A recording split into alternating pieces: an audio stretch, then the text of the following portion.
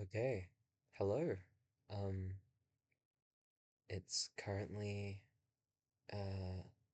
2 in the AM, and I am recording uh the prologue of No Longer Human by Osamu Dazai. I think that's how you say that.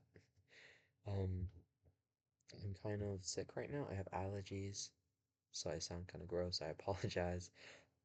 I have to record it late at night because I don't really want to be interrupted, so that's why I'm doing it now. I've tried to record this a couple times already, and I just kept fucking it up or stumbling over my words, so running it back. And I was originally planning on um doing all of it together and making one very long video, but I just decided it would be easier to break it down into the different chapters. So we're gonna be doing the prologue today, and you'll get more eventually.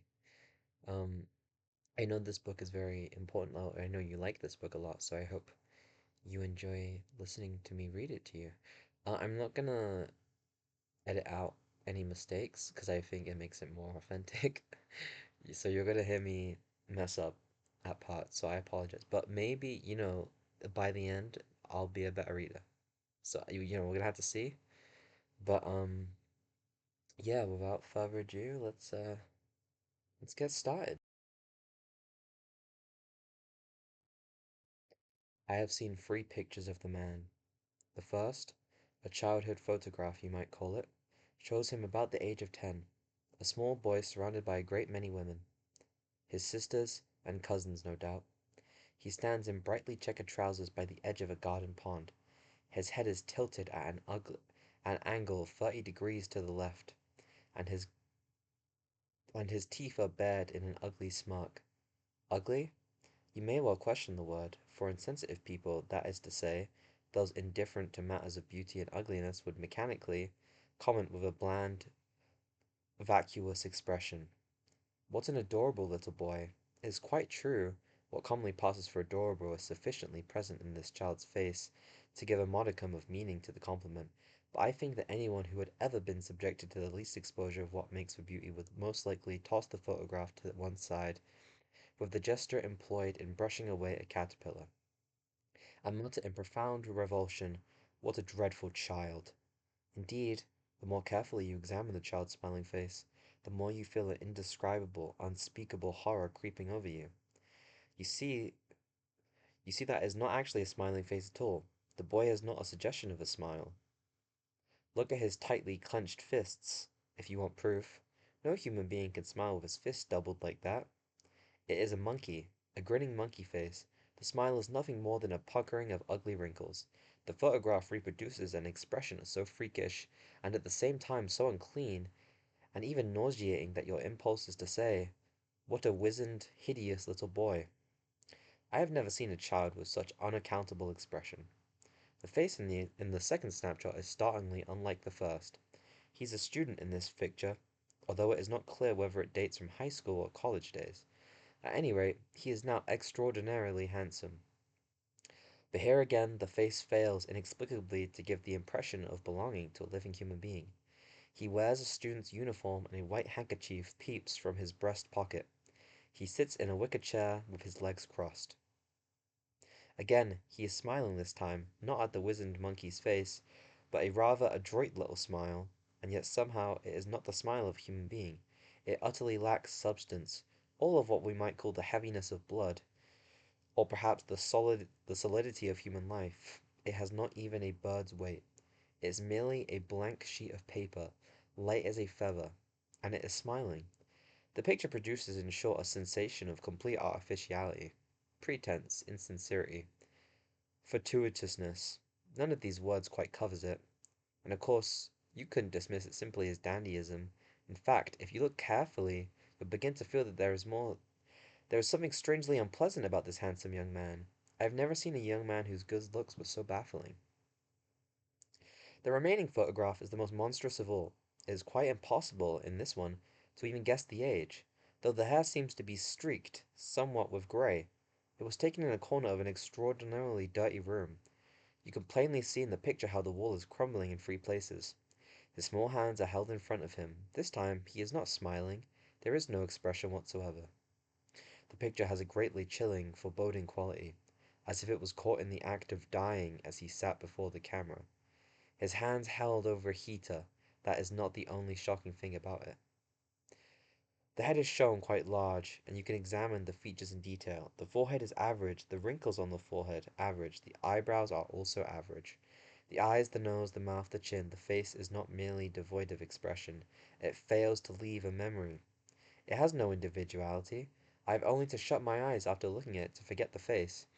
I can remember the wall of the room, the little heater, but I am unable to recall a single thing about it. This face can never be made, even the subject of a painting, not even of a cartoon. I open my eyes. There is not even the pleasure of recollecting. Of course, that's the kind of face it was. To state the matter of them in the most extreme terms, when I open my eyes and look at the photograph a second time, I still cannot remember it. Besides, it rubs me against me the wrong way, and it makes me feel so uncomfortable that in the end, I want to avert my eyes. I think that even a death mask would hold more of an expression, leave more of a memory. That effigy suggests nothing so much as human body to which a horse's head has been attached. Something ineffable makes the beholder shudder in distaste. I have never seen such an inscrutable face before on a man. Okay, and this is the first notebook, so I guess we're doing both. I didn't realize how short the prologue was. Oops. Okay, well this is both of them. We're gonna do both. So let's continue. Mine has been a life of much shame. I can't even guess myself what it must be to live the life of a human being. I was born in a village in the northeast, and it wasn't until I was quite big that I saw my first train. I climbed up and down the station bridge, quite unaware that its function was to permit people to cross from one track to another. I was convinced that the bridge had been provided to lend an exotic touch and to make the station premises a place of pleasant diversity, like some foreign playground. I remained under this delusion for quite a long time, and it was for me a very refined amusement indeed to climb up and down the bridge. I thought that it was one of the most elegant services provided by the railways. When later I discovered that the bridge was nothing more than an utilitarian device, I lost all interest in it. Again, when as a child I saw photographs of subway trains in picture books, it never occurred to me that they had been invented out of a practical necessity. I could only suppose that riding underground instead of on the surface must be a novel and delightful pastime.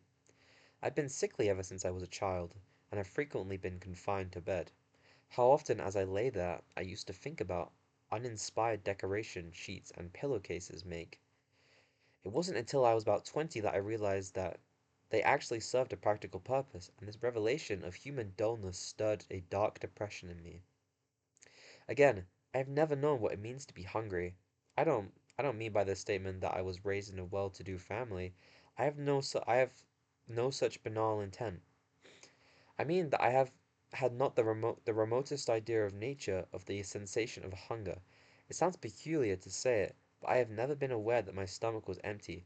When as a boy I returned home from school, the people at home would make a great fuss over me. You must be hungry. We remember what it's like, how terribly hungry you feel by the time you get home from school. How about some jelly beans? There's cake and biscuits too. Seeking to please, as I invariably did, I would mumble that I was hungry, and stuff a dozen jelly beans in my mouth. But what they meant by feeling hungry was completely escaped me. Of course, I do eat a great deal all the time, but I have almost no recollection of ever having done so out of hunger. Unusual or extravagant things tempt me, and when I go to the house of somebody else I eat almost everything put before me, even if it takes some effort. As a child, the most painful part of the day was unquestionably mealtime, because oh, sorry, was unquestionably mealtime, especially in my own home.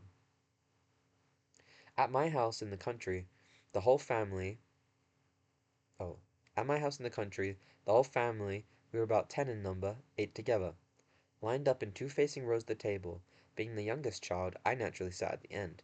The dining room was dark, and the sight of the 10 or more members of the household eating their lunch, or whatever the meal was, in gloomy silence was enough to send chills through me. Besides this was an old-fashioned country household where the food was more or less prescribed, and it was useless even to hope for unusual, extravagant dishes. I dreaded mealtime more each day. I would sit there at the end of the table in the dimly lit room, and trembling all over, as with the cold, I would lift a few morsels of food to my mouth and push them in. Why must human beings eat 3 meals every single day? What extraordinarily solemn faces they all make as they eat! It seems to be some kind of ritual. 3 times every day, at the regulated hour, the family gathers in this gloomy room. The places are all laid out in proper order, and regardless of whether we're hungry or not, we munch our food in silence, with lowered eyes. Who knows? It may be an act of prayer, to appropriate whatever spirits may be lurking around the house. At times, I went so far as to think in such terms. Eat or die, the saying goes, but to my ears it sounded like just one more unpleasant threat. Nevertheless, the superstition, I can only think of it as such, always aroused doubt and fear in me. Nothing was so hard for me to understand, so baffling, and at the same time so filled with menacing overtones as the commonplace remark: human beings work to earn their bread, for if they don't eat, they die. In other words, you might say that I still have no understanding of what makes human beings sick. Tick. Fuck. You might say I have no understanding of what makes human beings tick. My apprehension on discovering that my concept of happiness seemed to be completely at variance with that of everyone else was so great as to make me toss sleeplessly and groan at night after night in my bed. It drove me indeed to the brink of lunacy. I wonder if I have actually ever been happy. People have told me, really more times than I can remember, ever since I was a small boy, how lucky I was. But I have always felt as if I were suffering in hell. It has seemed to me, in fact, that those who called me lucky were incomparably more fortunate than I. I have sometimes thought that I had been burdened with a pack of 10 misfortunes, any of which, if borne by my neighbor, would be enough to make me make a murderer of them. I simply don't understand. I have not the remotest clue what the nature or extent of my neighbor's woes can be. Practical troubles, griefs that can be as, assu, assu, assuaged, griefs that can be assuaged if only there is enough to eat. These may be the most intense of all burning hells, horrible enough to blast to smithereens my 10 misfortunes. But that is precisely what I don't understand. If my neighbors manage to survive without killing themselves, without going mad, maintaining an interest in political parties, not yielding to despair, remotely pursuing the fight for existence, can their griefs really be genuine? Am I wrong in thinking that these people have become such complete egoists and are so convinced of the normality of their way of life that they have never once doubted themselves? If that is the case, their suffering should be easy to bear. They are the common lot of human beings, and perhaps the best one can hope for. I don't know. If you slept soundly at night, the morning is exhilarating, I suppose. What kind of dreams do they have? What do they think about when they walk along the street? Money? Hardly. It couldn't only be that. I seem to have heard the theory advanced that human beings live in order to eat.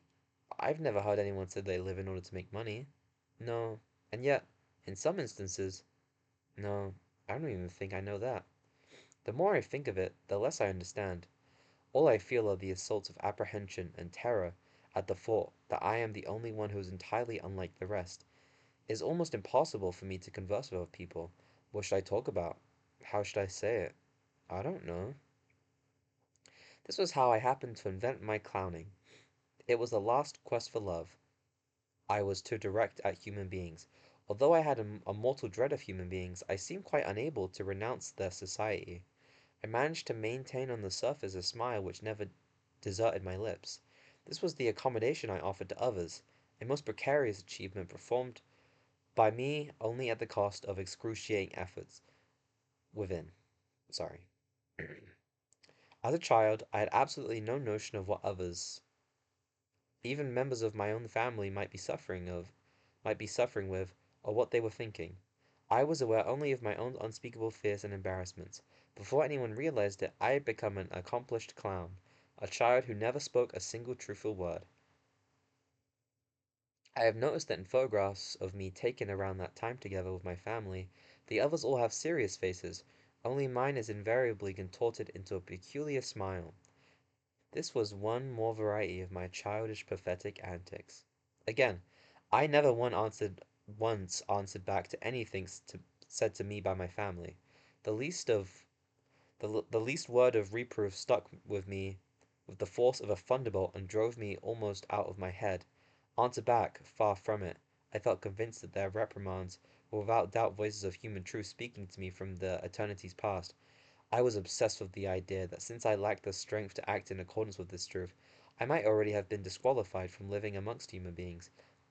This belief made me incapable of argument or self-justification. Whenever someone criticized me, I felt certain that I had been living under the most dreadful misappreciation. Oh, misapprehension, sorry. I always accepted the attack in silence, though inwardly so terrified as almost to be out of my mind. It is true. I suppose that nobody finds it exactly pleasant to be criticized or shouted at, but I see in the face of the human being raging at me a wild animal in its true colors, one more horrible than any lion, crocodile, or dragon. People normally seem to be hiding this true nature, but an occasion will arise, as when the ox sedately escorted its grassy meadow suddenly lashes out with its tail to kill the horse fly on its flank, when anger makes them reveal in a flash human nature in all of its horror. Seeing this happen has always induced in me a fear great enough to make the hair stand on my hair stand on end, and at the thought that this nature might be one of the prerequisites of survival as a human being, I have come close to despairing of myself. I have always shook with fright before human beings, unable as I was to feel the least particle of confidence in my ability to speak and act like a human being. I kept my soli, so, I kept my solitary agonies locked in my breast. I kept my melancholy and my agitation hidden, careful lest any trace should be left exposed. I feigned an innocent optimism. I gradually perfected myself in the role of the farcical eccentric. I thought, as long as I can make them laugh, it doesn't matter how, I'll be alright. If I succeeded in that, the human beings probably won't mind it too much if I remain outside their lives. The one thing I must avoid is becoming offensive in their eyes. I shall be nothing. The wind, the sky. My activities as a jester, a role born of desperation, were extended even to the servants, whom I feared more than my family, because I found them incomprehensible. In the summer, I made everyone laugh by sauntering through my house wearing a red woolen sweater under my cotton kimono.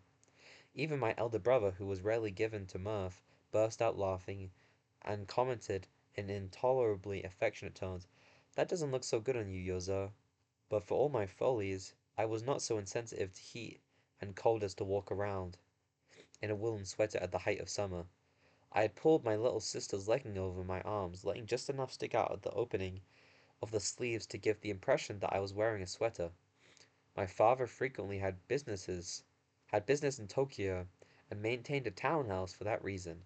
He spent 2 or 3 weeks of the month at a time in the city, always returning laden with a really staggering quantity of presents, not only for members of our immediate family, but even for our relatives. It was a kind of hobby on his part. Once the night Once the night before he was ready to leave for Tokyo, he summoned all of the children to his parlor and smilingly asked what present we would like this time, carefully noting each child's reply in a little book. It was most unusual for father to behave so affectionately with the children. "How about you, Yozo?" he asked, but I could only stammer uncertainly. Whenever I was asked what I wanted, my first impulse was to answer, "Nothing." But the thought went through my mind, and it didn't make any difference that nothing was going to make me happy. At the same time, I was conge- congen- congenitally congenitally congenit congenitally unable to refuse anything offered to me by another person, no matter how little it might suit my tastes. When I hated something, I could not pronounce the words "I don't like it." When I liked something, I tasted it hesitantly, furtively, as though it were extremely bitter. In either case, I was torn by unspeakable fear. In other words, I hadn't the strength even to choose between two alternatives. In this fact, I believe, lay one of the characteristics which in later years was to develop into a major cause of my life of shame. I remained silent, fidgeting. My father lost a little of his good humor. Will it be a book for you? Or how about a mask for the New Year lion dance? They sell them now in children's sizes. Wouldn't you like one? The fatal words, wouldn't you like one, made it quite impossible for me to answer. I couldn't even think of any suitably clownish response. The jester had completely failed. A book would be best, I suppose, my brother said seriously. Oh? The pleasure drained from my father's face. He snapped his notebook shut without writing anything. What a failure. Now I had angered my father, and I could be sure that his revenge would be something fearful. That night, as I lay shivering in bed, I tried to think if there was still not some way of redressing the situation. I crept out of bed, tiptoed down to the parlor, and opened the drawer of the desk where my father had most likely put his notebook. I found the book and took it out. I rifled through the pages until I came to the place where he had jotted down our requests for presents. I licked the notebook pencil and wrote in big letters, "Lion Mask." This accomplished, I returned to bed. I had not the faintest wish for a lion mask. In fact, I would actually have preferred a book, but it was obvious that father wanted to buy me a mask, and my frantic desire to cater to his wishes and restore his good humor had emboldened me to sneak into the parlor in the dead of night. This desperate expedient, this desperate expedient was rewarded by great success I had hoped for. When some days later my father returned from Tokyo, I overheard him say to mother, in his loud voice, I was in the children's room at the time. What do you think I found when I opened my notebook in the toy shop? See, someone has written in here lion mask. It's not my handwriting. For a minute I couldn't figure it out. Then it came to me. This was some of Yozo's mischief. You know, I asked him what he wanted from Tokyo, but he just stood there grinning without saying a word. Later, he must have got to wanting that lion mask so badly he couldn't stand it. He's certainly a funny kid. Pretends not to know what he wants and then he goes and writes it.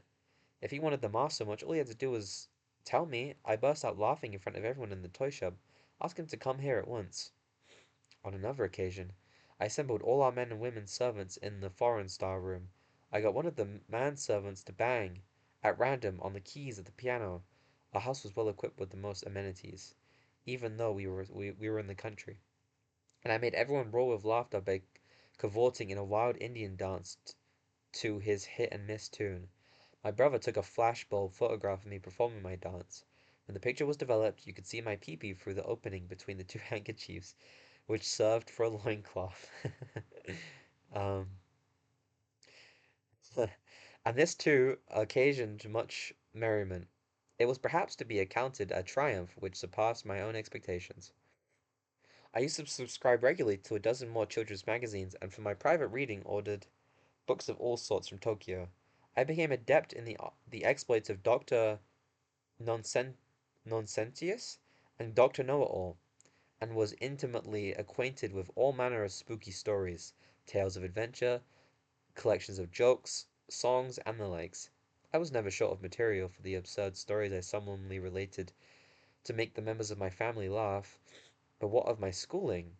I was well on the way to winning respect, but the idea of being respected used to intimidate me excessively. My definition of a respected man was one who had succeeded almost completely in hoodwinking people, but who was finally seen through by some omnis- omnipotent person who ruined him and made him suffer a shame worse than death. Even supposing I could deceive most human beings into respecting me, one of them would know the truth, and sooner or later other human beings would learn from him. What would be the wrath and vengeance of those who realized how they had been tricked? That was a hair-raising thought. I acquired my reputation at school less because I was the son of a rich family than because, in the vulgar parlance, I had brains. Being a sickly child, I often missed school for a month or two, or even a whole school year at a stretch. Nevertheless, when I returned to school, still convalescent, and a rickshaw, and took the examinations at the end of the year, I was always first in my class thanks to my brains. I never studied, even when I was well. During re- during recitation time at school, I would draw cartoons, and in the recess periods I made the other children in the class laugh with the explanations to my drawings. In the composition class I wrote nothing but funny stories. My teacher admonished me, but that didn't make me stop, for I knew that he secretly enjoyed my stories. One day, I submitted a story written in a particularly doleful style recounting how when I was taken by my mother on the train to Tokyo, I had made water in a spittoon in the corridor, but at the time I had not been ignorant that it was a spittoon. I deliberately made my blunder, pretending a childish innocence. I was so sure that the teacher would laugh that I stealthily followed him to the staff room. As soon as he left the classroom, the teacher pulled out to my composition from the stack written by my classmates. He began to read as he walked down the hall, and was soon snickering. He went into the staff room a minute or so later. Was it was it when he finished it? He burst into the guffaws, his face scarlet with laughter. I watched him press my paper to the other teachers. I felt very pleased with myself. A mischievous little imp. I had succeeded in appearing mischievous. I had succeeded in escaping from being respected. My report card was all A's except for deportment, where it was never better than a C or a D. That too was a source of great amusement to my family. My true nature, however, was one of diametrically opposed to the role of a mischievous little imp. Already by that time I had been taught a lamentable thing by the maids and manservants. I was being corrupted. I now think that to perpetrate such things on a small child is the ugliest, vilest, cruelest crime a human being can commit, but I endure it. I even felt as if it enabled me to see one more particular aspect of human beings, sorry. I smiled in my weakness. If I had formed the habit of telling the truth, I might perhaps have been able to confide unabashedly into my father or mother about the crime, but I could not fully understand even my own parents. To appeal for help to any human being, I could not expect nothing from the expedient. Supposing I complained to my father or my mother or to the police or to the government, I wondered if in the end I would not be argued into silence by someone in good graces with the world, by the excuses of which the world approved. It is only too obvious that favoritism inevitably exists. It would have been useless to complain about human beings, so I said nothing of the truth. I felt I had no choice but to endure whatever came my way, and go on playing the clown. So perhaps, some perhaps may deride me. What do you mean by not having faith in human beings? When did you become a Christian, anyway? I failed to see, however, that that a distrust for human beings should necessarily lead directly to religion. It is not true. Rather, that human beings, including those who may now be deriding me, are living in mutual distrust, giving not a thought to God or anything else. Was some There was something that happened when I was a small boy. A celebrated figure of the political party to which my father belonged had come to deliver a speech in our town, and I had been taken by the servants to the theatre to hear him. The house was packed. Everyone in town who was especially friendly to my father was present, and enthusiastically applauding. When the speech was over and the audience filtered out in threes and fives of the night, as they set home for the snow-covered roads, they were scathingly commenting on the meeting. I could only distinguish among the voices those of my father's closest friends complaining in tones almost of anger about how inept my father's opening remarks had been, and how difficult it was to make head or tail of the great man's address. Then these men stopped by my house, went into our parlour, and told my father, with expressions of genuine delight on their faces, what a great success the meeting had been. Even the servants, when asked by my mother about the meeting, answered it was with their spontaneous thought that had been really interesting. These were the self these were the self same oh sorry these were the self same servants who had been bitterly complaining on the way home that political meetings are the most boring things in the world. This, however, is only a minor example. I am convinced that human life is filled with many pure, happy, serene examples of insincerity, truly splendid of their kind, of people deceiving one another without, strangely enough, any wounds being inflicted, of people who seem unaware even that they are deceiving one another. But I have no special interest in instances of mutual deception. I myself spent the whole day long deceiving human beings with my clowning. I have not been able to work up much concern over the morality prescribed in textbooks of ethics under such names as righteousness. I find it difficult to understand the kind of human beings who lives, or who is unsure he can live, purely, happily, serenely, while engaged in deceit. Human beings never did teach me that abstruse street secret. If I had only known that one thing I should never have had to dread human beings so. Nor should I have opposed myself to human life, nor tasted such torments of hell every night. In short, I believe that the reason why I did not tell anyone about that loathsome crime perpetrated on me by the servants was not because of the distrust for human beings, nor of course because of the Christian leanings, but because the human beings around me had rigorously sealed me off from the world of trust or distrust. Even my parents at times displayed attitudes which were hard for me to understand. I also have the impression that many women have been able instinctively to sniff out this loneliness of mine, which I confided in no one. And this in later years was to become one of the many causes of my being taken advantage of in so many ways. Women found in me a man who could keep a love secret. And there we go. That's the end of the first notebook and the prologue. Um, I kind of stumbled over my words a little bit with that. Sorry, it's not the best reading, but I hope you enjoyed. Um, I hope you listen to this. If you want to reread it, then feel free to put this on in the background and read along with me. Or just listen to it if you're feeling bored or lonely. You just put it on the background if you want to listen to something while you fall asleep. I don't know. Uh, but yeah, I hope you enjoyed. Thank you for listening, and I will see you in the second notebook. Goodbye.